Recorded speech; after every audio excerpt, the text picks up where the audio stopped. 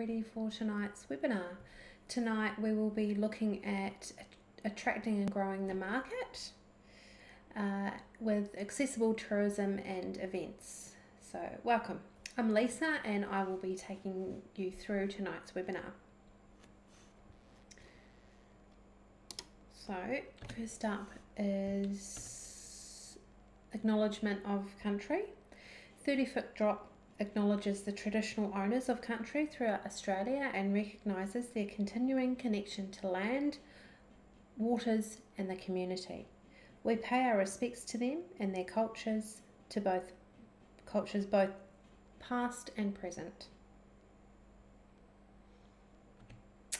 Funding, 30-foot drop funding. 30-foot drop would like to acknowledge the Department of Communities Disability Services for funding this and many other initiatives. Without their support, so many projects such as Two Wise Monkeys would never see the light of day, and we would be so much more poorer for it as a community.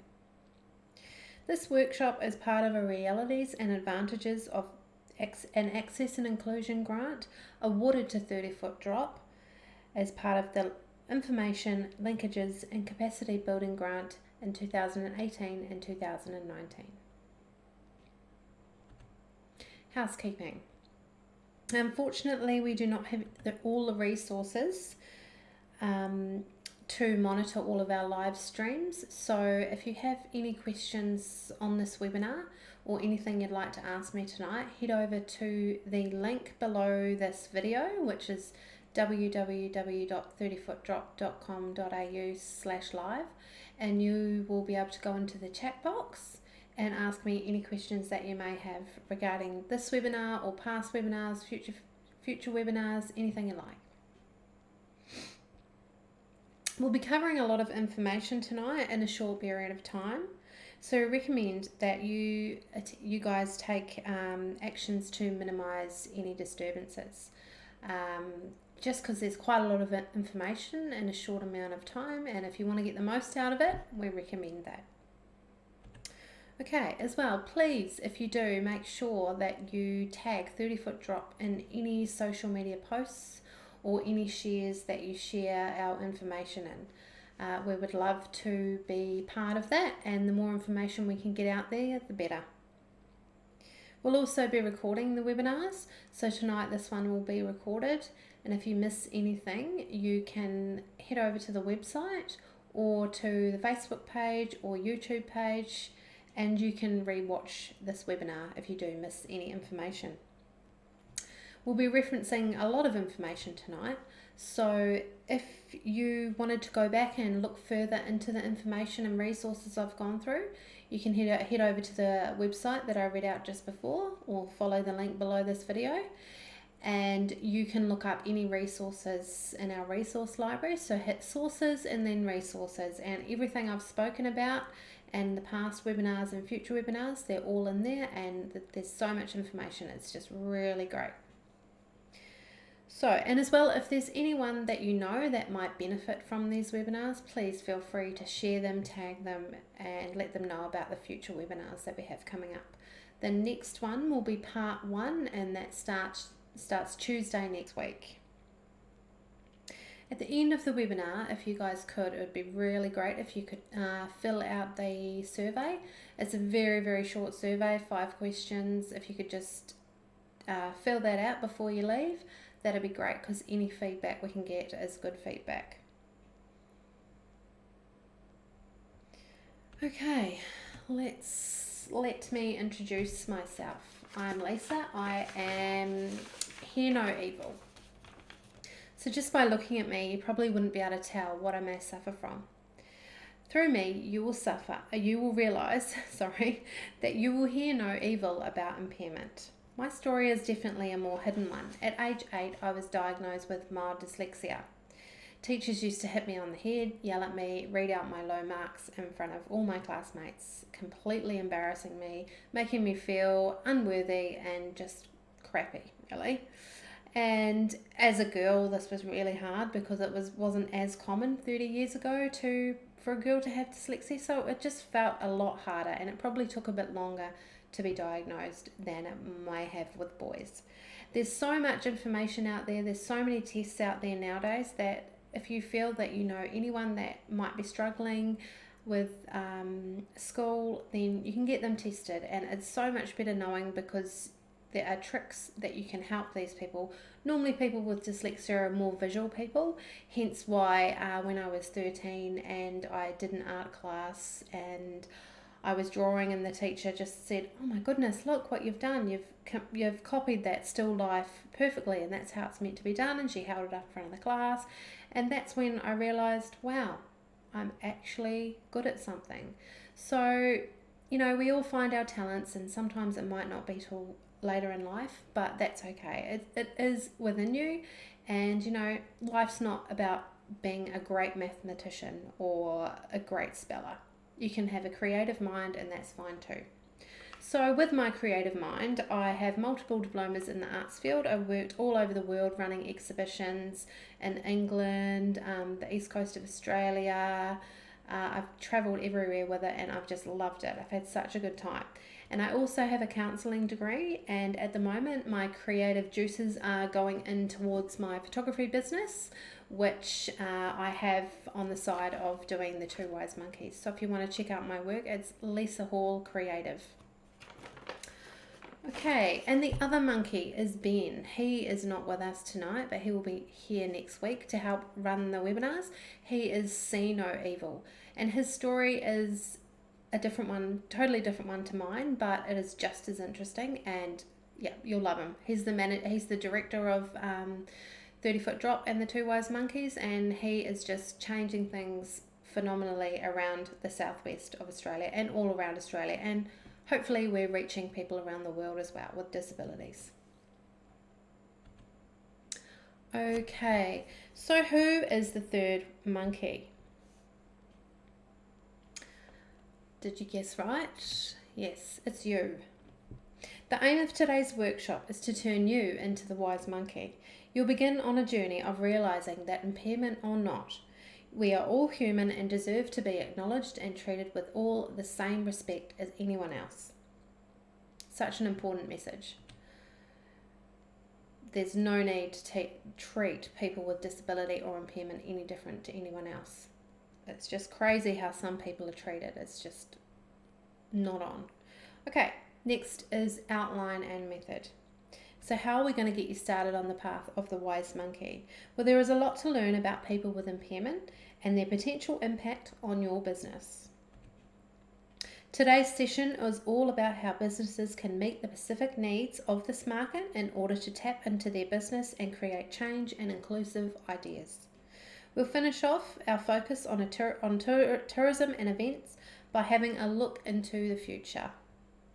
The southwest of Australia has potential to grow this market, and we will have a look at how this can be accomplished.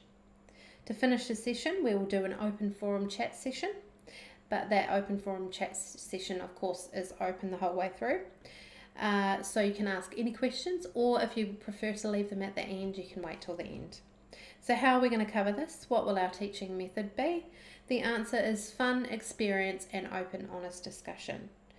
No questions are off limits. We're here to all be open and honest and create a better future for people with disability and impairments so that we're all equal.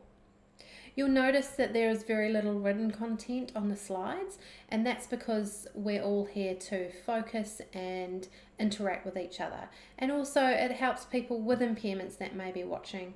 They're not having to try and read all this complex information. All they're needing to do is having to listen, and or if they have a hearing disorder, impairment, they can just look at the pictures. But we try to accommodate all of their needs. So get in touch if you have any other concerns. Right, terminology and review. To reduce confusion and ensure understanding, I want to just go over some terminology that I'll be using throughout the sessions. First is the difference between disability and impairment. An impairment is an injury, illness, or congenital condition that causes or is likely to cause a loss or difference of physiological and psychological function. In short, your impairment is your medical diagnosis. So my example, my impairment is mild dyslexia. A disability, on the other hand, is the loss or limitation of opportunities to take part in society on an equal level with others due to social and environmental barriers. It is, as the word implies, something that makes you unable to access or participate in something. For example, people in wheelchairs, stairs would disable them. They can't get up the stairs, so they're unable to get up the stairs. My example would be, or someone with dyslexia would be, that too much wording, stylized script, or complex information can make it hard for people with dyslexia to understand, which then makes it hard for us to get the right information we need to use your service. This is especially important information to remember because some impairments, like mine, are hidden. So if you've got complex information on your website or in your shop front or on leaflets, you need to make it simple and clear because not everyone is going to be able to understand it. So if your information is clear and accessible, then everyone's going to get the service that they need. Anyway, I hope that all makes sense to everyone. If you have any questions or you'd like to say anything, just head over to the chat box and have a chat with me. So the chat box, head over to www.30footdrop.com.au/live or follow the link under this video. Okay, next is the difference between access and inclusion. Access refers to the removal or reduction of barriers, physical and attitudinal, to participate in activities and functions of the community. At its core, access focuses a lot on the physical world around us and is easily assessed with a checklist. Inclusion is more of a psychological state of being and is the process hereby every person, irrespective of their age, disability, gender, religion, sexual preference, or nationality, who wishes to can participate fully in all aspects of an activity or service in the same way as every other member in the community. This helps the person feel included in the activities. So it's important that all activities that are around the community are inclusive and that anyone can join in on those. Right, let's get into the real parts of the webinar. Specific needs of the market. In session 5, we discussed the similarities between travellers with an impairment and the rest of the population, showing that there is much of an overlap. Despite the similarities to the general population, there are some important differences and specific needs that we all need to talk about. Travellers with an impairment have a strong tendency to manage the stresses and uncertainties of travel by returning to destinations that they know well. Consequently, they appear to have a higher rate of repeat visitation to businesses that support their needs, meaning that they are loyal customers. So if you've got an accessible hotel or motel for someone that's got aqua bays, accessible toilets, accessible bathrooms, accessible pathways, then those people are going to, of course, return to your business. If they turn up and you haven't got those things, they will either leave or they will try and get by, but they they most probably won't return because you haven't met their needs. So it's important to meet their needs, especially in the tourism industry. So many people are wanting to travel, but they just can't because their needs are just not being met. The Accessible Tourism in Victoria and Queensland report found that there are three main subjects where areas which are specific needs need to be met. These are information, planning, and service. Let's go over these needs. First up is information. Travellers with an impairment need more support in planning their experiences if they are going to travel as much as they wish to. Also for it to be an enjoyable experience rather than a stressful one. Let's face it, no one likes to travel when it's a stressful holiday. I wouldn't be going back anywhere if it was stressful. It would just put me off. And I would hate to think what it's like for someone that has a severe disability. Overall, more detail that is currently provided was the highest priority in this market, particularly those with limited mobility. While most related to digital resources such as websites and review sites. It could also refer to information anywhere travellers look, including destinations and overseas tours. Also, more than just having long documents with complex information, we need information that is relevant. Most places already have different measures in place. Let them know by putting it on your website and on your profiles, such as TripAdvisor or Expedia. So it's important on platforms such as those, really popular, lots of people use them. Just let people know that they're accessible, that you have access, that you have proper bathrooms for these people to use, everything like that. Let people know, otherwise they will just scroll right past your business. As well, make the information easy to find and absorb. This specifically relates to the accessible tourism information, which is often not prominently displayed and is very often complex. It doesn't need to be complex and hard to understand. All you could just use the visual signs that you've got those accessible toilets or parking bays. It can be easy.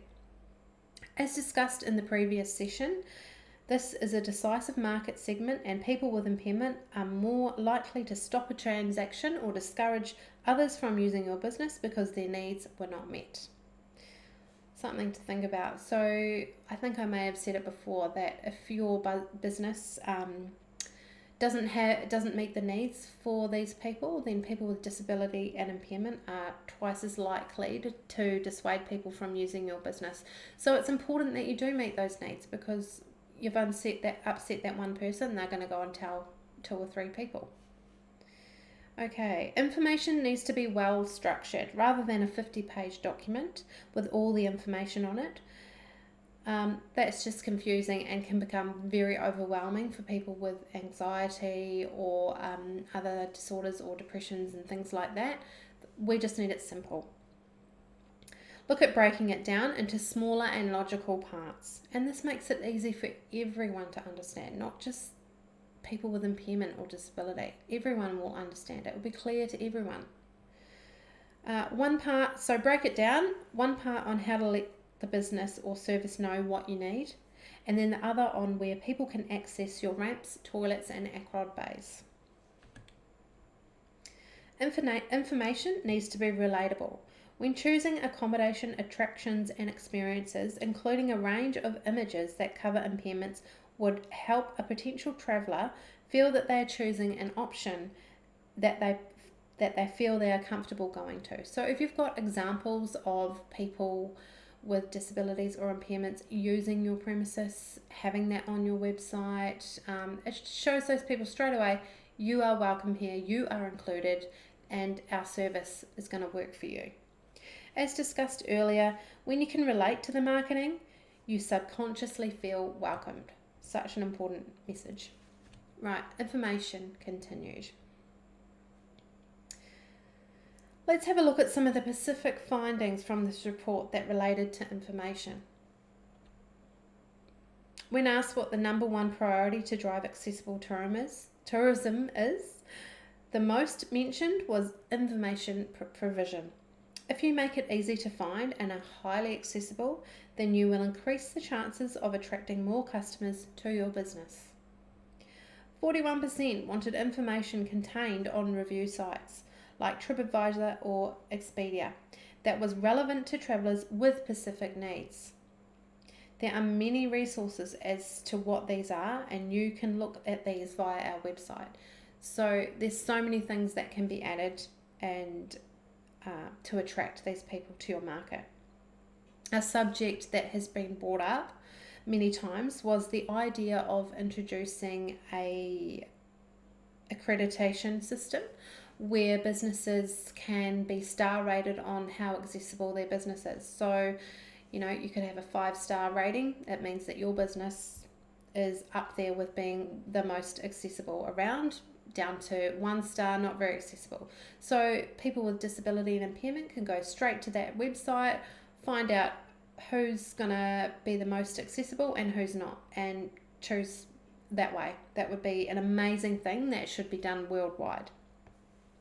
When asked what the priority for improvements to this market was, 86% rated that the additional information the addition of practical information is very important. This included locations of aquad bays, toilets, access ramps, everything. 83% rated an increased prominence of information on the tourism and transport websites. So those percentages are very high. These people aren't getting the information they need and aren't travelling. And we all deserve a holiday. So planning. Let's move on to the next part, which is specific needs planning. People with impairment, especially those who have mobility issues, have specific needs that, if not met, makes visiting a business or event impossible. With all the effort and cost it takes to plan or visit somewhere, lots of research is done beforehand to ensure the resources are not wasted. So if their needs aren't being met, or they could go somewhere, they're not sure whether this place has an accessible car park or accessible toilet, they could have potentially wasted money on their tickets, they could have potentially wasted money getting there, accommodation. Everything has to be laid out what is there for people with disability or impairment. 40% of respondents stated that not knowing what to expect was a barrier to travel, highlighting the benefit of more detailed information being available for planning a trip or an event. As you can see, there is a need for expert advice at the planning stage. If you want to attract this market, creating relationships and promoting your accessibility on platforms such as disability forums, peak bodies in the area, specialist travel agents, and even the NDIS coordinators are all important. Internally, which this is an awesome idea, and I think everyone should be thinking about this seriously. Internally, you can appoint an accessibility coordinator. This would be so important for events and concerts, because I'm sure there would be a lot of people who may have disability or impairments that want to go to huge big concerts, but they just don't know what there is as far as meeting their needs. So you can appoint an accessibility coordinator, someone who is knowledgeable in all aspects of the accessibility in your organisation or the event. This person would be responsible for answering all the access queries and questions, which that person once again creates a relationship with these people and they feel included. This coordinator will also address the next point of research. Specifically, the research highlighted a strong preference to connect with the business or destination personally. So that coordinator can get on the phone to someone and explain the accessibility outlays or show them, go through the accessibility map so that these people know where to go for parking and toilets, and whether there's a special area where they are higher than others to see the stage. They can find out straight away, and then through that they're going to want to book their ticket or they're going to want to come to your event.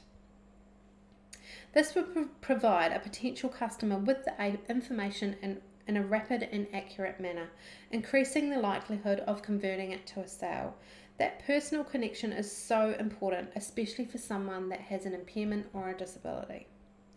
Traditional travel agents with a strong service ethic could also be important in driving this conversion, particularly for older travellers and those who have lower support needs.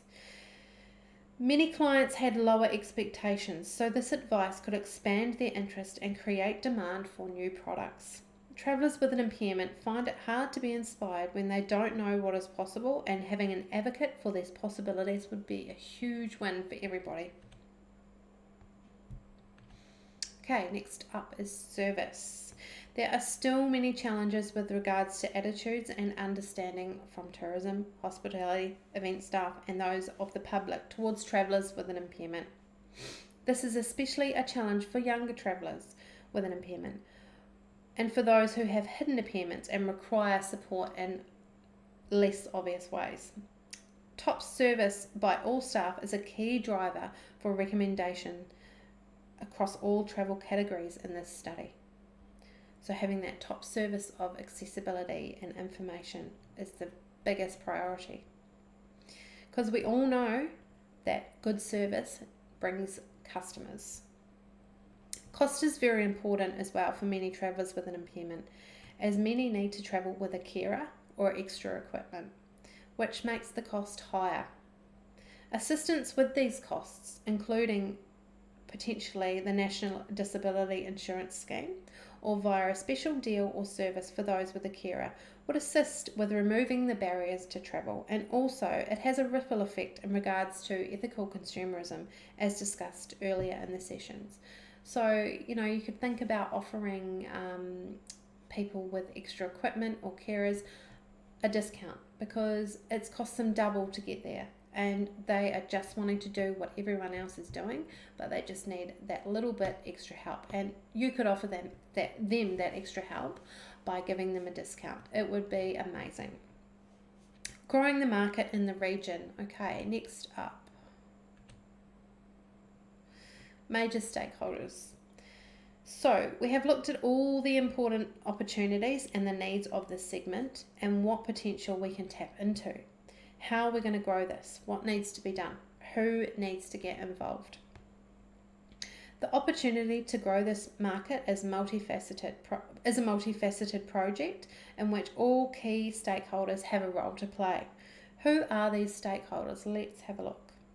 First up, we have people with impairment, their families and their carers. These are people who will be served by this project and have a direct understanding of their needs is critical. Having a direct understanding of their needs is critical for every stage. They should be centred to every decision made. Okay, next person that is important is the peak bodies. They represent both peak bodies that represent both tourism and the disability sector need to make choices alongside the people with disability and impairment to ensure they know what needs need to be met. Who else? The government on a state level and local level to help with infrastructure. Destination management and organisations such as visitor centres. Tourism and events service providers. These are all people that need to get involved to bring this together and build a better future for every human. So, getting all these people together, working together, it's only going to create a positive for people that with disability and impairment that want to travel. Okay, growing the market in the region. Stages. This part is intended as an executive overview of all the stages. This is by no means a how-to or must-do.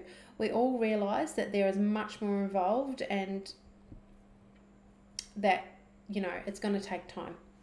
The 5 stages that are required to grow this market are consult, inspire, educate, collate, promote, and lastly build. Let's have a look at these closer and see how the stakeholders can get involved. Okay, stage 1 is consult. This should be the foundation of accessible tourism. It should ensure that what is offered is built on a rich understanding of what travellers with an impairment and disability want and need. This is a responsibility for all stakeholders, but government and destination management officers can take lead also, as they have the resources and skills to undertake projects and research to then guide others. So all these people need to get involved. It's the responsibility of everyone. Okay, stage 2, inspire and educate. Ensure that the industry has an understanding of the potential of this sector and has provided support on how to start targeting it. Government, destinations and peak bodies should all have a role in driving this. Further, many travellers with an impairment have a low expectations of what is available to them. While their aspirations for travel is high, the task here is to encourage them to explore and test their boundaries. Peak bodies and service providers can play a strong role here, and so can individual operators like you. So this picture here is of Ben with his wife and his son. And this is Ben after he had abseiled down the highest building in Perth. Crazy, I would never do it. Anyway, this is something Ben thought he could never do again. But peak bodies and businesses came together to make that work for him. and it just proves it can be done. So he, in a wheelchair, abseiled down the tallest building in Perth. So things can be done. We need to stop. Yeah, we need to just get it done. It just proves that it can be. Okay, the next stage is collate. This is about bringing the experiences together to provide holistic offerings and some key destination. Oh, sorry, let me start that again. This is about bringing the experiences together to provide a holistic offering and some key destinations. Will help the traveller plan and navigate their trip. Government and peak bodies, both in tourism and disability sectors, and service providers can all potentially play a role to help identify new areas of experience and product development for supporting infrastructure.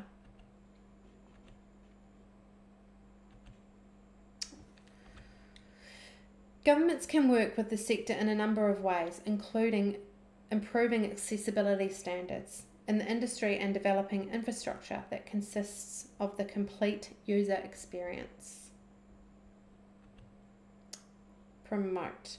Many travellers are not aware of what is on offer. Therefore, it is important to promote what is available to generate demand. The information needs to be easy to find, well structured, and provide the opportunity to develop further planning and to build confidence and experience for the trip. This is a responsibility of the business itself and the destinations and around it. Okay. Number 5, last one, is build. While not the highest priority now at the moment, new infrastructure needs to be the subject of ongoing focus. Ensuring that new infrastructure employs the universal design principles, which will make opportunities more cost effective in future. This is a cross-industry responsibility. So it's important for new businesses and companies to follow these standards, and it is also the responsibility of people with an impairment to generate this demand. So the more people with an impairment or disability talking about how this change needs to be made and talking to businesses about it as well, maybe going up if you've had an issue with a business or they didn't meet your needs, then let them know. Get them to watch one of these. It's so important to get all those messages out there. And the universal design comes down to, if you're building a new business, just get it right in the beginning. Have the accessible ramps, the accessible toilets, the accessible parking bays. Have it all ready, and then you don't need to worry about it for future. If we start off right, it'll work out. And these people can travel to your business, and I'm sure that once you've done many of these things, your service will meet their needs and everyone will be happy. So that is me for tonight. Thank you for joining me with the Tapping In Part 6, Attracting the Market. Right now we will take a few minutes to answer any questions. So if you have any questions for me about this webinar, head over to the website, which the link is just below this video. Jump into the chat box and send me a message. So, and if you have to go, please fill out the survey, which is below this webinar. We would love you to fill that out for us, and we'd love to get some feedback on how we're going. So for now, I will click off here and I will be back in 5 minutes. So let's say 20 to 7. I'll be jumping back on here and I will answer any questions that have been sent my way. See you soon.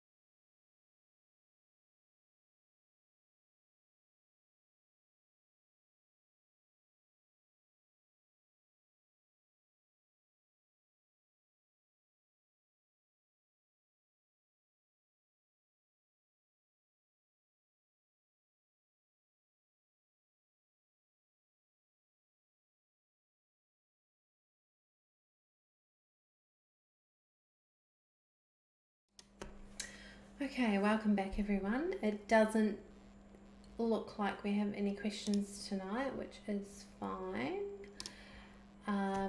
Anyway, I hope you enjoyed tonight and you got a lot out of it. If there's anything else that you need to know, any information that you want to look back over, you can head on to our website, or you can message us any questions that you may have.